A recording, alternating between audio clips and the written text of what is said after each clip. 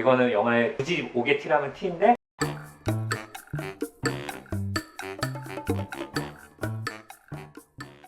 안녕하세요. 안녕하세요. 닥터 프렌즈 그리고 로이어 프렌즈입니다. 반갑습니다.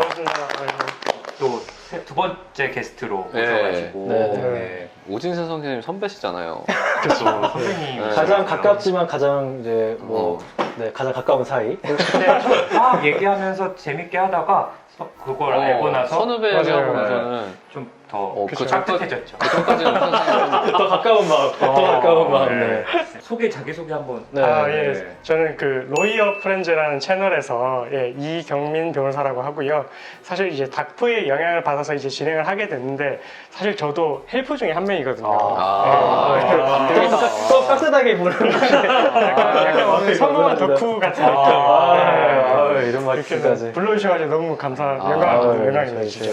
저희가 오늘 정우성 배우랑 네. 또 김양기 배우가 나오는 증인이란 영화를 봤는데 또 같이 리뷰를 해보면 재밌을 것 같아서 또 저희가 이렇게 모시고 이렇게 하게 됐는데요.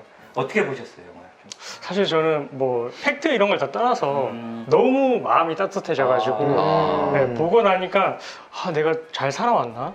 네, 좀 그런 생각 많이 들어요. 전비어로요 여기에서 좀 비어로.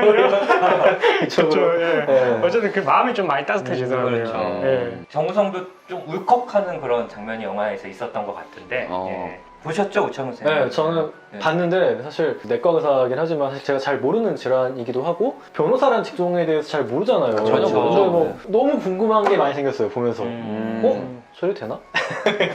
저런가? 약간 이런 궁금한 것들이 너무 많아서 오늘 그러면 좀 네, 많이 좀 물어보고 물어보시죠. 싶어요. 저는 좀 몇 가지. 이경민 변호사님은 사실 또 변호사를 떠나서 또 영화를 보시면서 혹시 뭐 또 궁금하신 부분이나 뭐 저희한테 물어보고 싶으신 건 뭐 있으신지. 네. 사실 이제 제가 보통 사건을 수행하면 이제 증인 그 영화에서는 괜찮으세요? 증인 영화에서는 이제 목격자로 그 자폐 증상이 있으신 분이 등장을 하게 되는데 사실 그렇게 이제 정신적인 좀 질환을 앓으시는 분들을 사실 뵙게 되는 경우가 좀 많이 흔치는 않아요. 의료 쪽은 완전히 전문화된 분야니까 사실은 법원도 어떻게 보면 문외한이라고 볼 수가 있거든요. 닥프 선생님들도 이제 의사 선생님이시니까 이제 법원에서 혹시나 그런 요청이 갔을 때 혹시 어떤 조금 뭐 재판에 있어서 도움을 드리는 그런 행동을 했었는지 여부를 좀. 저는 정신과다 보니까 좀 많이 받아보셨을 것 같아요. 법원에서 그런 경우가 많은데 제가 본 환자분은 치매 노인이신데 자식들이 좀 다툼이 있었어요. 재산에 대해서. 그래서 이 치매 걸리신 어머니가 이 재산을 물려주는데 둘째한테 준다 그랬는데 본인의 의사 표현이나 인지 기능이 확실한 상황으로 판단이 돼야 되는지 아닌지. 그런 거를 판단을 해줘야 되는구나. 그래서 어느 정도 재산이시길래 이분들이 이러시나 했는데 한 70억 정도. 사실 저희 쪽은 뭐 그냥 서면상의 그런 감정 평가서를 쓰는 경우가 좀 많았던 것 같아요. 사실 근데 뭐 이런 영화에서 같은 케이스는 저는 경험해보지 못했던 것 같습니다.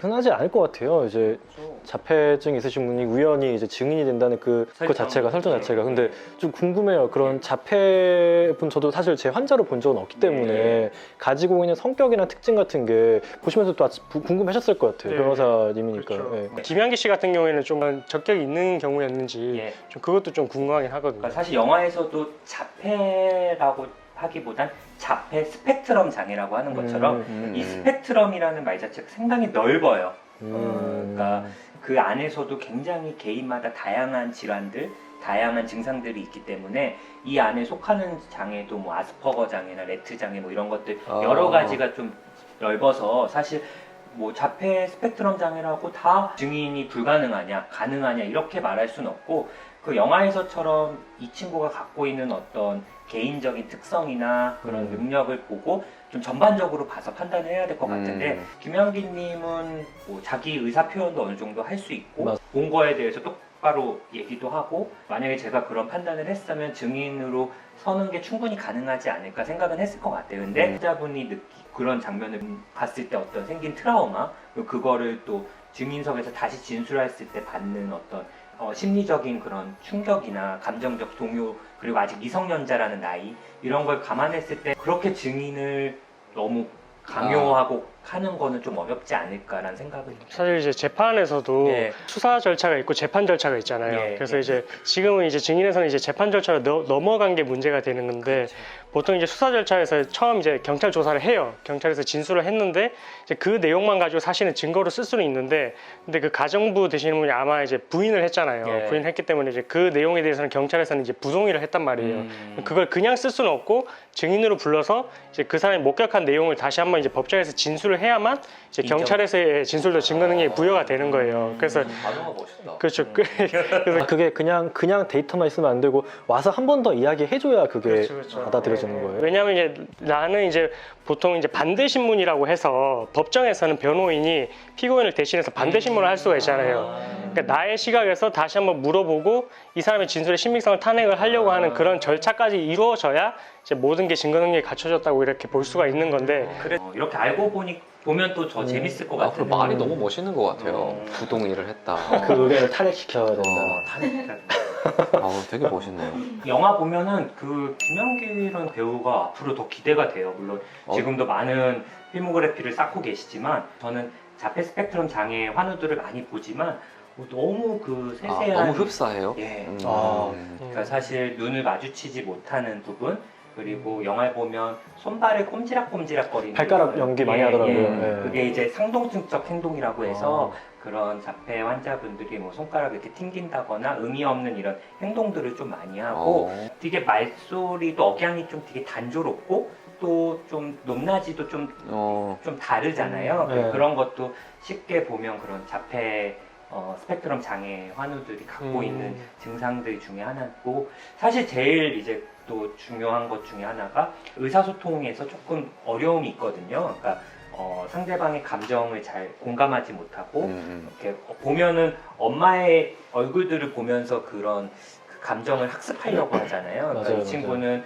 그 자기의 감정이나 상대방의 감정을 잘 표현하거나 읽는 능력이 좀 부족하기 때문에 이런 의사소통이나 좀 정서적 공감 이런 능력이 좀 많이 떨어져서 그 부분이 좀 사실 주된 증상들 중에 하나거든요. 그래서 저는 되게 재밌었던 부분이 그래서 스포가 포함된 내용일 수도 있는데 두 번째 재판에서 결정적이었던 게 이 아이는 공격성을 인지할 수 있다 없다 사실 여기서 갈렸잖아요. 그게 뒤집혔던 거는 사실 그 정확히 했던 말을 기억하는 기억력에 포커스를 맞춰가지고 그런 표정은 못 읽지만 그 기억은 할 수 있다 약간 이런 특징으로 접근을 해가지고 그 증거를 채택했던 것 같은데 실제로 좀 그렇게 소리나 이런 게 그 정도로 발달할 수 있는 일단 건지 자폐 궁금하네요. 스펙트럼 장애 환우들의 한 10% 정도는 이제 그런 부분에 좀 뛰어난 능력이 있어요. 뭐 계산 능력이나 암기력. 그래서 뭐 전화번호를 다 외운다거나 지하철 노선도를 다 외우거나 그렇죠. 근데 사실 이 부분을 부모님들이 되게 보고 많이 이제 천재다 어린 시절에 뭐 그렇게 얘기하시지만 사실 이 부분이 일상생활에 크게 도움되는 부분들은 아니에요. 방정식을 막 한다거나 화학 공식을 외우는 거나 이런 게 사실 일상적인 사람들과 대인관계나 의사소통에서 큰 도움은 안 되잖아요. 그러니까 그런 부분이 좀 근데 있는데 부모님한테는 그게 굉장히 큰 의미겠죠. 희망으로 많이 다가오시죠. 우리 애가 이렇게 똑똑한데. 예.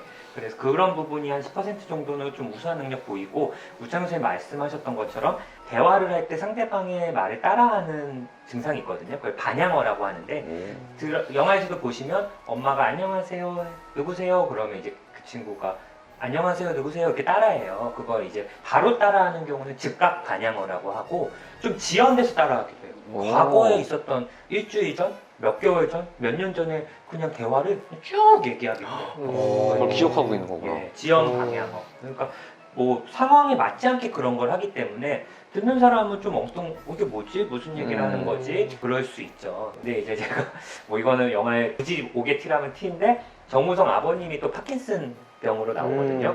걸음걸이 같은 거는 되게 잘 따라하셨어요. 근데 손 떨림이 없는 거. 레스팅 트레머가 없구나. 레스팅 트레머가 없어. 그게 사실 주된 네, 이게 그런 게 되게 중요한 동반되는 건데. 건가요? 예. 맞아요.